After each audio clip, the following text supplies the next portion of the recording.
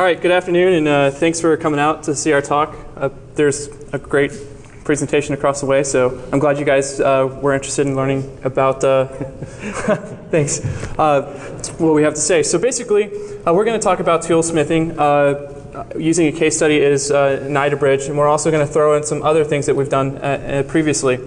First off, my name is Adam Pridgeon, and this is Matthew Wollenweber. And as a brief introduction to what the presentation is going to cover, we're going to give an introduction to what we're actually going to talk about, a little bit of background about toolsmithing and such, then discuss what toolsmithing is and the development process that we kind of use. And then we'll talk about some of the cases and shortcuts that we actually apply our techniques to, so that way you can see in real life how you could actually learn from this type of stuff. Then we'll talk a little bit about RE-Bridge. It's basically an evolutionary project that just came out of a really random idea I was given to by a friend, and I had experienced previously. And so it's just kind of evolved from one thing into something grand and spectacular. But it's tedious to do software and development, so we use toolsmithing and try to do rapid prototyping to help speed up the development process. And then we'll follow that up with some lessons learned from the various techniques and various processes that we've used, and then we'll talk conclusions and give special thanks. So just a brief background or introduction to me. I've been in information security for about 7 years. Before that, I was in the military. So I've always been really entrenched in attacker, defender type of mentality. So I got involved in security when I was at the University of Texas. So I've been a student. I've taught adjunct faculty in an adjunct faculty position before. I'm pen tester, reverser, and I love to write code. Currently, I'm working at Praetorian, and my personal site is the cover of Night.com, hence the green and black background. And this is Matt. Hi, my name is Matt Wollenweber. I'm the incident team lead at the George Washington University. Primarily, we focus on monitoring the network. It's fairly high throughput. We have 2/16s. Also handle up all the reversing, the binary analysis type stuff. I used to be a consultant, worked for the government, was a contractor, a pen tester. Basically decided that the only place that would put up with me was a university. So now I'm staff there, and hopefully I'll be a PhD student before too long. So a little bit of introduction to what we're actually doing here. It's a talk about toolsmithing. It's a talk about IDA Bridge. But basically it all derives from one thing. We're sort of lazy, but we're OCD about getting things done. So we want to make sure that we surpass the expectations we have on projects, but we want to work smarter, not harder. So if we get a chance to write some code, we want to do that. So basically, a lot of this talk is tips and techniques to how to get that done while still doing short-term projects that a lot of people are going to be familiar with. And a lot of it's experience-based. So this is called toolsmithing. It's based off of a lot of software development techniques in the past. It's something that Adam and I both do naturally, and that he really picked up for this talk. It's intended to make the development process easier, faster, streamline it from not being a big software development project, but small tools meant to help get things done. Generally, these aren't standalone applications; they're additions or add-ons to other programs that help you meet particular needs that you have for your project or whatever software you need to do. So it's not reinventing the wheel every time. It's adding on incrementally just to get stuff done. So really what we want to talk about are rapid prototyping, especially in time box windows. So when we talk about toolsmithing, we're talking about prototyping capabilities. We're talking about saying, I'm on a time box pen test, and I need a tool that does X and Y, and I need to model and conceptualize what I'm trying to accomplish. And then from that model and conceptualization, I'm trying to implement something so that I can get something useful out of it. The point being is, you don't want to spend 16 hours when you have only a week to complete an engagement. The idea is to finish your script or your tool in a matter of like 4 to 5 hours and get it to a point where it's working, and then you can actually apply it to something. The whole idea is to build something that's loose and open, and then you can go back and improve it or release it or do whatever you want. But the primary goal is always to make everything you do into a specific functional task.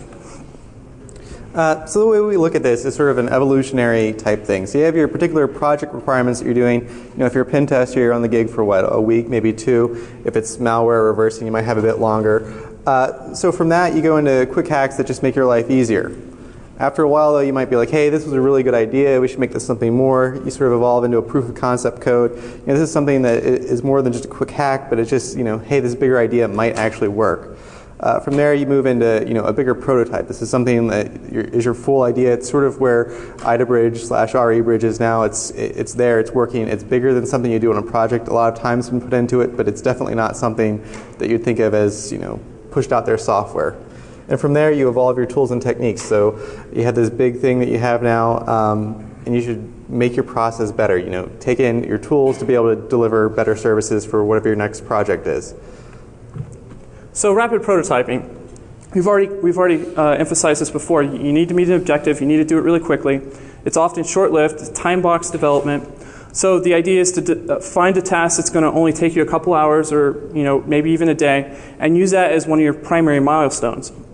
And so what you do from there is you try to identify as many shortcuts as you can possibly take, which means taking in open source software, looking for documentation, and stuff along that lines. So we're going to backpedal a little bit and talk a little bit about how we work in this type of environment. So first of all, in general, we work in ad hoc groups. It's not like someone comes in and says, I need a tool that is going to get me root or get me passwords out of the registry because somebody saved their WinSCP key. It doesn't happen like that. It's very ad hoc. It's very fluid. So generally what happens is you'll find an objective that you need to meet. You'll be like, hey man, I don't know how to do this. Do you have any idea? You'll start bouncing ideas off of each other. You'll write code together, and then you'll just glue the code together and make it work. Now, another drawback to this is putting these pieces together gets to be a little bit tedious as you're rewriting code or updating code or merging code. It's all super frustrating. A bigger element of this is when you start looking at more complex ideas or more complex architectures, say like a distributed system. Distributed systems aren't something that people encounter on a day-to-day basis. So if you start looking at, okay, I want to make tool X and tool Y talk to each other, how do I do that? I need to do it so that it's atomic, so that any changes made don't trump over changes made by a previous iteration. You need to make it so that the communication makes sense between the two. So you got to kind of take up what you're trying to do and build a prototype so you can understand how the two are going to actually interact. So this kind of goes back to Fred Brooks from the Mythical Man Month, where you just prototype, so you build one to throw it away. So we tend to lean towards a more iterative process. So we write a basic tool, we get an idea of like what went wrong, what went right, we take it and we iterate, and we create a new tool based off of, or we create a new iteration, add more functionality or features based off of that. The idea is just to model it once or twice, get a good understanding or a grasp of what's going to happen, and then start working on what might be a final product. The idea is you're never going to come up with the perfect solution the first time, and the more time you spend thinking about what you're going to do, you're just going to burn yourself out, wasting time trying to figure out what's the right way to do things. So generally, the third implementation is considered to be the best. In the case of IDA, it took me 3 times to actually get a working command line interface that would interact with not only IDA, but also interact with any other tools that we would want to connect up to it. So all that being said, most of this development depends on the project. That being said, there's a lot of common challenges. Okay. So one of the first things you need to do when you're speccing these projects is identify exactly what needs to happen. So I don't think people tend to have these immediate great ideas that just come to them. I think that more often it's a problem that you face from a particular gig, from a particular challenge. So you need to identify what you need to do. From there, you need to make your milestones. This seems a little bit formal for project development type stuff, but if you're working alone or you're on a project, maybe you've decided, hey, I could do this thing manually, or I could write some code for it. You got to sort of set your guidelines of, if I can't actually get my code to work, when do I need to call stop and push this off to something later. So milestones are key for that reason. Additionally, if you're, this is a personal project that's going to take some more time, you need to be able to set these milestones so that you're getting there, and so you can work with people, and so that it doesn't just fall away as you have more needs that come up. Don't try to write more code. Lots of people are like, oh, I've hacked out this many lines of code, this many things. Just focus on getting things done. To do this, you're going to use different libraries, different code bases. You're going to be reading through documentation. Basically, don't reinvent the wheel every time. And so we also have debugging and interaction. So when you write code for the very first time, you don't really know if it's going to work. You have this general concept, you compile and run it, and it's like, there's a bug, pointer bug, or maybe you didn't initialize something. So having a good environment and interacting with the data and the functions that you're actually putting into the development process is actually one of those key things that people should really look at and evaluate as they're doing things.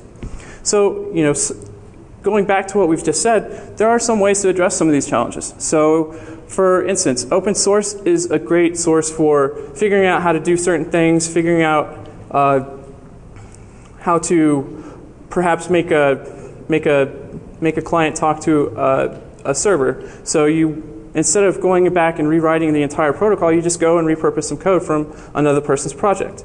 That being said, you can go through and review the code and figure out what is usable and what is not, and then just strip out what you need and get rid of the rest.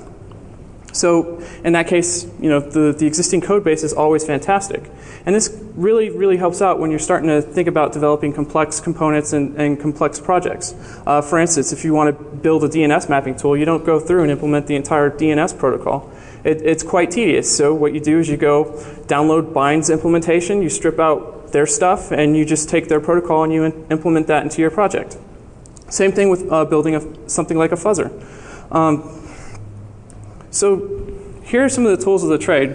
In general, we try to use Python, but we want to say that using high-level languages abstracts a lot of the complexities away from what you're trying to do. Dealing with pointer arithmetic, dealing with complex structures. A lot of this stuff can be modeled very quickly in Python, or Ruby if that's your particular flavor. And that being said, I've talked about using debugging arguments or debugging environments to help with data interaction or rapid prototyping to enable you to change the functions and build quickly or make sure everything works quickly. IPython or IRB are perfect environments for this. IPython I use on a regular basis. IDEs and debuggers are also a good source if you're working in a structured development project. Some other things that I've used in the past and that we've used in the past are network sniffers such as Wireshark and Mallory. And this just gives us an opportunity to change stuff around, flip bits, figure out if we're really parsing a protocol correctly, or making sure that the messages that we're forming actually go out correctly. So some tools of the trade. One is make sure you look at the API documentation. Sometimes it's a bit tedious. If you're looking to do some assembly or some stuff there, don't read the whole Intel assembly architecture. It's like 15 pounds. But if there's some quick stuff, go to MSDN, figure out what to do rather than reversing a whole Microsoft library. Just go to the documentation, figure out, use what works. Look for books and papers. This is along the same lines. Make things easy for yourself. Find out what works. Don't push out resources because you only reverse or you only do things by the API. And again, build off of other source code that already exists. Real code usages are nice because it shows you, this actually works. Experiment. So the big thing is, the big emphasis is find as many shortcuts as you can. And generally this goes back to using open source software. But ideally what it could come down to is, maybe you just, instead of opting to do something in C, C++, or Java, you just go straight to Python or Ruby, and then you find out what you really need to implement in those more complex languages. So in this first case, what we're going to talk about is how I went through and identified and decrypted WinSCP keys out of a client's Windows registry. So basically what it came down to is I managed to break into this host on a paid gig, so it wasn't illegal. And I noticed that in the registry I found some keys that had password associated with them. When I went back and looked, it actually corresponded to the WinSCP application. So rather than trying to reinvent the wheel, well, first of all, I thought, well, I want to get at that. I know that those passwords have to be reversible because they're passed on to the client at some point. So it was like, how do I do this? I could do something really complex like attach a debugger, or I could do something really quick like download the source code and review it. So what I did is I downloaded the WinSCP stuff and found that there were some pretty nifty APIs that do the encryption and decryption. Now, for anyone that's curious, if you ever install WinSCP, your passwords are actually saved in an encoded format and under sessions. And then, somebody like me can actually come back and steal them and decrypt them and get access to whatever you have. So, The way I found it is I basically grep for encrypt, and then I grep for password, and these few things popped up. So starting off with the process, I found these API calls, and then I went even further and I found the function definitions, and I noticed that this is just encrypting by an XOR and then hexifying it. So I wrote a quick Python script to decrypt it. This is just basically showing how I took it in. So the first thing I did is I popped up IPython, import bin ASCII, unhexify it, and now I have the data to work with. So the next thing I do is I go through and I write the decryption implementation. Unfortunately, in this particular case, I made a mistake because the output isn't anything legible or anything that I can really use. So I went back and I reviewed, and I noticed, hey, I left the little tilde off for the unary stuff. So by implementing this stuff, or implementing this in IPython, or by prototyping this in IPython, I was able to quickly get something back without having to write a script, run a script, and having a non-interactive environment. So, the whole premise was being able to write out a quick script, debug the code very quickly, modify the functions as needed, and then move on to the next kill. So IPython was one of those interactive environments that helped give me this edge. So moving on to our second case study, this goes back to when I was a pen tester again. One of the things I find a lot is that you'll get a tough engagement. They've already patched everything before. It's the one time of the year that they manage to patch is right before the pen testers come in. They set ground rules. You can't bring in any 0 days, and they make things basically impossible. So what I like to do is when you get in-house, look for some custom software, either something they wrote in-house or something that they brought from a small vendor that caters to their particular industry. And then I try to reverse that and find an exploit for it in a short amount of time. For small applications, this is pretty easy to do. I tend to like to focus on things that load in the browser. But you have some problems is that the modules are loaded as they're needed. You can run through hundreds of iterations. And if you're trying to do a full trace on this, or if you're trying to manually debug it, you're just going to spend far, far too much time. So I created some add-ons to Immunity Debug. It's a nice interface. It's basically Ollie Debug with Python built in and a nice API. So basically, it's 3 quick scripts to do some lazy man tracing. If you were lucky enough and you had Ben Navi, you might not need to do this, but you don't always have that. So basically what happened is that I identified the vulnerable code. I knew it was happening because you had the crash there. And I wanted to develop some scripts that would sort of get me there so I could figure out exactly where the taint happened and work my way backwards. Now the initial thing was I could use LoadDLL hook, which is an API that's made available by Immunity Debugger, but basically it didn't work. I had to use BP hook. I spent hours and hours trying to make this work. Eventually the easiest way was just to go back and talk to Immunity. Maybe they fixed it by now, but as of a year or so ago, it was still broken. So here are 2 examples of the scripts. On the left-hand side, it's just a script that's loaded in Immunity. It looks for all the modules loaded, and once it's there, it sort of stalks and sets a breakpoint for the particular module. The way it does it is on the right.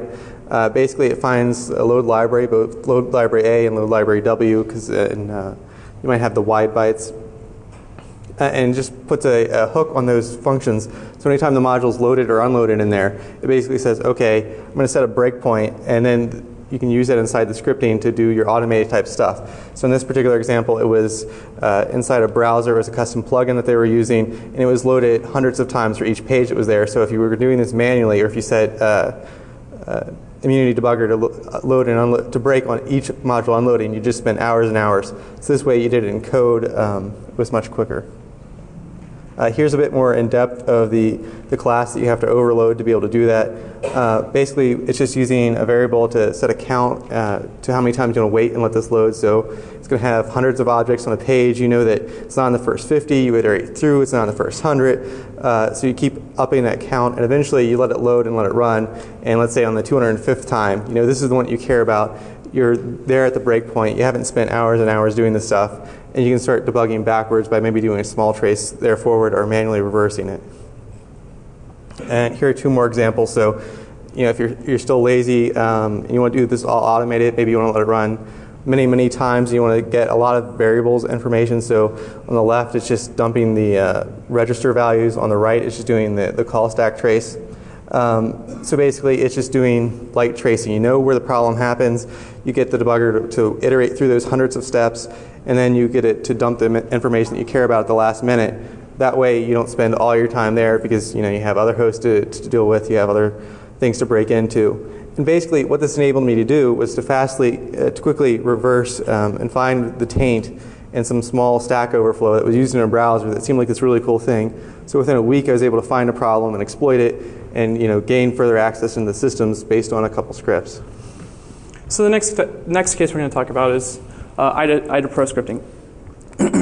In this particular case, IDA Pro offers you IDA Python, which is a Python environment that you get to run Python code in. You can't prototype outside of it, so you have to do it in a very piecewise fashion. And that kind of hinders the debugging process, and it's also not very straightforward about how to get around. So the trick is, writing small little scriptlets so that you can get to the point where you're actually doing something interesting.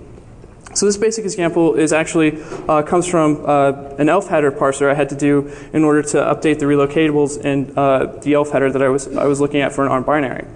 So basically, as I said, I had to do it piece by piece. One of the big things about IDA Pro is when you're running, or one of the crazy things about IDA Pro, or the more unforgiving things, is if you run an IDA Python script and you start stomping around your IDB, there's no Control C. There's no going backwards. So there's no real undo. So you want to make sure what you're doing is effective. At least in the first or two iterations with small function calls or whatever. So in this particular case, I wrote this basic function that would parse out the E header and give me a nice clean looking ELF header. Unfortunately, when I did this, I had a bug in it and I wouldn't have caught it, and it could have resulted in a more potentially disastrous outcome where I would have to revert back to my original IDB, and if I hadn't backed it up, that means I have to start all over after I've marked stuff up. So in this case, I kind of illustrate that file start wasn't initialized in this particular function that I'm calling, and so it could have been anything. So it could have been in the middle of the IDB, and so if that was the case, then I would have just stomped out any code or comments that I would have put in there. So as I said, there's no Control Z, so there's no going back. So the whole idea is to implement your code in small segments and then do it iteratively as you work through the process. So after I fixed a small little bug, I was able to get an ELF header. Surprise, yay. So the next case that we're going to talk about is code writing code. This is one of the things I don't see emphasized enough when people are doing software development. So the idea is to write little scripts that write C code or write Python code for you. What this generally entails is you write a whole bunch of definitions for commands or messages, or you want to script it in some way so that you don't have to write all the commands or messages for like a string. The best way to do it is write a script that's going to do it for you. That helps speed up the development process, and you don't have to spend all that time going through, typing it in, and possibly making typos. Additionally, you can actually reuse the script later on if you decide that you want to make some changes. So in this particular case, I had all these definitions that I wanted to, first of all, export to Python, and then second of all, make string definitions. So this is actually kind of a lot of stuff to do for one person. It kind of drives me nuts when I have to go back and do stuff like this, because I'd rather do stuff like solve a problem, not do data entry. So in this particular case, I used IPython again. I busted out. I basically busted out all the lines, and then I went through each definition and I saw if it had an underscore or not. And if it had an underscore, I put an S in front of it. And then from there, I get this nice little output where I get the pound_def, the string underscore BP hit, and then I get a string that represents that command in a lowercase fashion. Now, doing all the data entry for me is kind of boring. Some people might like to do it because that's what they do, but I figured this would be really interesting, or not really interesting, but really useful, because I don't want to have to do this ever again. I just want to be able to plug something in, run it, check it over real quick, and then plop it into my source code. Additionally, with doing stuff in Python, or exporting the Python. In Python, I realized that I wanted to change the case convention of everything I was and use a more standard development convention so that if I ever gave this code to anybody, they would understand what's going on. So I basically went through and I lowercased everything and put it into, or I just modified it, did a quick update without actually having to go through and correct the case for everything. So the final case is more to do with adding functionality to an external library. And this kind of goes back to the whole use open source model. So what happened was I needed to, well, what I was trying to do is I was trying to model the communication, I was trying to get the communication to work between my debuggers and IDA Pro. The thing is, I was doing all this in C++. Anyone who's developed in C++ or done C++ development realizes it gets really tedious and it gets really difficult to implement stuff. I wanted to use Python. But in order to use IDA Python with my plugin, I would have to use an external language call. And then once I do the external language call, I don't actually get the side effect of when I ran my command. So what I really wanted was I wanted to be able to load IDA Python with the IDA Python DLL or the module into my code so that I could actually make those functions calls. But IDA Python doesn't really allow this naturally, so I had to go through and add my own exports. And so by adding my own exports, I not only saved time up front because I was able to now use Python in my application, but I also saved time because I can use Python. I can prototype in Python. I can write 100 plus lines of code for every 3 or 4 lines of C++ code I have to write and debug. Or that's an exaggeration, but you get the hope. Hopefully you get the point that using higher level languages is a lot easier than using lower level languages. So now all I have to do is import the module into my code and call the function, and life is great. Life is easy. Okay, so now we're going to actually talk about RE Bridge. It was originally called IDA Bridge. The basic idea started, we have all of our debuggers. Everybody seems to use IDA, but you might prefer Immunity Debugger, you might prefer WinDebug, and you can't get things to talk. Sure, IDA has its own debuggers in it, but they're pretty terrible to use. At least I find them terrible to use. So you have your own debugger that you have all your scripts for. You're just used to doing it with it, and you just want to convert things back over to IDA sometimes. So basically, you just want the tools to be able to talk to each other. So originally it was IDA Bridge, but then we thought, okay, well, all these tools might want to talk to each other. A lot of the scripts we showed you before were, sort of reversing type things, but it mainly stemmed around they didn't talk to each other. You need to get information from one source to the other, and RE Bridge is sort of hoping to do this. So it's trying to fill a very specific gap. It's basically middleware. It's nothing super exciting, but it lets your tools talk to each other. So if you have breakpoints set in IDA, you can push them over to WinDebug, or you can move data back and forth between them. So it just makes things a little bit easier. So like Matt was saying, RE Bridge is a middleware. It's not meant to be an implementation for another reverse engineering tool. It's not meant to do X, Y, and Z. It's meant to fill a gap, give you a server that sits between, or a server and a client that sits between your IDA Pro and your debugger, or hopefully in the future debugger or a fuzzer, and then they can communicate with each other. They can send each other messages, and they all understand the messages. And so basically, no one's reinventing new tools. They're just reinventing a communication stack. So, like we said, it's the whole idea is to make the tools interact with each other, give users the ability to control their tools from one tool or another, and then also build it out as a distributed framework. So that way you don't have to reverse from on the same machine. So if, say, I'm using IDA Pro on my Windows machine and I'm reverse engineering a Linux machine, I don't have to use VMware. I can just put it on a remote hardware somewhere and just make them talk across the network. And of course, IDA Pro does have the debugger functionality written into it, but if anyone's ever tried to use the debugger, it's very difficult to understand. It's difficult to use and get set up in the initial stages. So having something where you can just use a native debugger that you're always used to and not having to use somebody else's GUI or somebody else's, being constrained to somebody else's tool that you don't appreciate is a huge plus. And the additional thing that we want to do is we want to make this middleware extendable. We want to make the middleware extendable using stuff like Python or Ruby. So we have several components that we've built out so far. The first one is the IDA Bridge. It's basically a command line interface that uses an asynchronous server or a networking client that we pulled from Collaborate. Again, we're emphasizing that you should use open source tools or open source software that's already implemented stuff to incorporate into your software. And then what we did is we modified the IDA Python lib so that way we don't have to go through and rewrite everything in C or C++ to do the actual interfacing with IDA Pro. We can just rely completely on Python.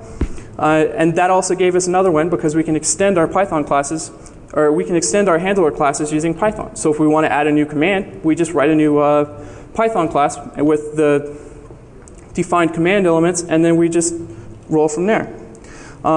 So we also for this implementation incorporated vtrace or VDB, which is a product of Concerto and a Visigoth. So basically for VDB we added in asynchronous server into the command line, and again we used Python to be able to extend the handlers as needed.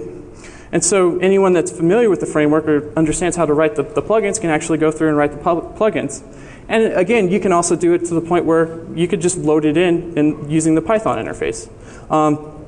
So that brings us to the bastard child of them all, WinDebug. So WinDebug, when I started working, didn't really have a Python interface that I could actually load in as a plugin. So currently, it's only implemented in C++. So it's incredibly difficult to add it's more difficult to add new commands and make everything work and talk very quickly without having to go through recompile and testing all the time. But it does have the asynchronous server, which we also pulled from another open source project by Adukin, by Linux and Pusscat. So, so basically, we got all this stuff going. It's still an iterative process, but we have a few lessons that we learned from it.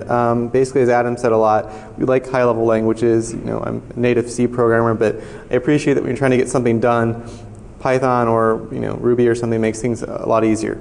Documentation is not always useful. Sometimes it can be, but make sure you find examples and source code and just ping people when things aren't working. Don't waste too much time believing that the documentation is right and that you're doing something wrong, because sometimes there's a gap.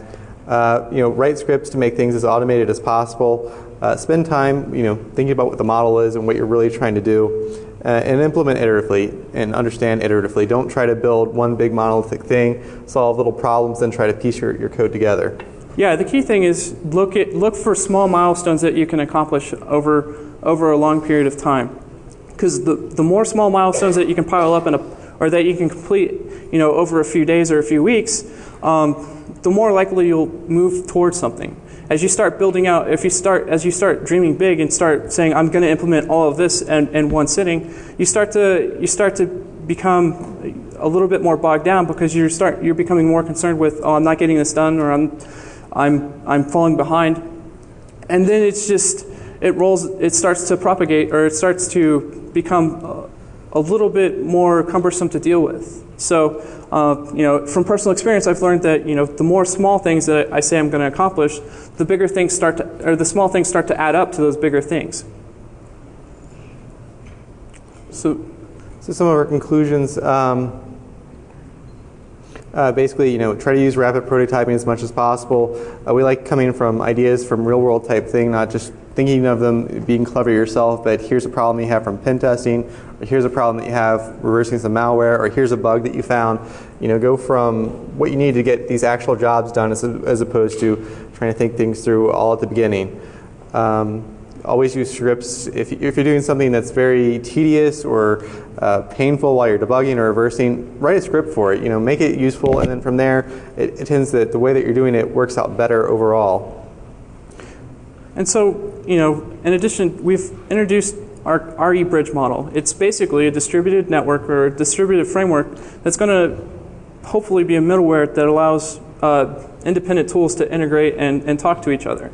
Currently what we have is kind of like an alpha piece of software where it basically allows IDAPRO to talk to either one debugger or the other. But hopefully we would like to make this a little bit more interesting, where we say, okay, let's connect more elements to the party and see if we can't get more information being shared, more data being sifted through, so that way we get more interesting results. And the whole idea is also to enable multiple users to share on the same session. So something like Collaborate, but on a more heterogeneous playing field, where basically we're starting to incorporate frameworks such as Radar or BinNavi or multiple debugger types into a single distributed session. So some related work that we've experienced is, of course, Collaborate, which basically uses a central repo that maintains IDBs and allows users to make modifications and share those modifications out with others. So multiple users can actually connect and mark up the IDBs. Another one is BinCrowd, which is a product of Dynamics. Dynamics. Sorry, there's a bug there. And this is basically a repo where users upload comments and functions from IDA Pro. And then they can share it with others, and others can actually get the information that's already been shared or been revealed or identified by other people inside the crowd. So basically, people get to reuse the work of others. There's also another project that we took from Byakugan, which is a little bit different. It's actually a vulnerability visualization or vulnerability research and visualization tool that allows people to use Metasploit and WinDebug to create or speed up the vulnerability research process. And so, with that being said, we'd like to offer special thanks to SciPy for creating IPython, Chris Eagle and Tim Vadas for Collaborate, Deli and Hexrays for IDA Python, Postcat and Linux for Byakugan, and Visigoth and Conchoto for vtrace. If you guys are interested in the code or the presentation slides, you should be able to find them from the GitHub link here at Matt's account, so you won't be hacking mine. Thanks. So are there any questions or comments? We kind of blazed through that pretty quickly. Yeah.